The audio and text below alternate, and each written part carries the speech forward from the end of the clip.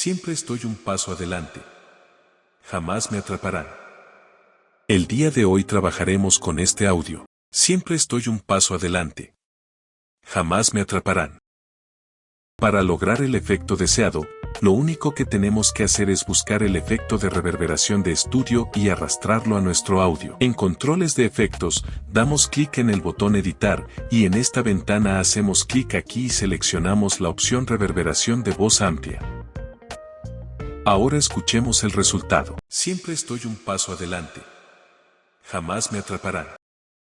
El efecto va bien, pero en este caso nuestro audio termina de forma muy repentina, así que, para solucionar eso, primero dejamos nuestro audio sin ningún efecto, luego lo anidamos e ingresamos al anidado. Creamos una capa de ajuste con la misma duración que nuestro video y la ubicamos por encima del audio. Salimos del anidado, estiramos la capa de nuestro audio y, ahora sí, le añadimos el efecto de reverberación de estudio. El resto ya lo saben. Escuchemos el resultado final. Siempre estoy un paso adelante. Jamás me atraparán. Dale me gusta y suscríbete, deja tus dudas y comparte.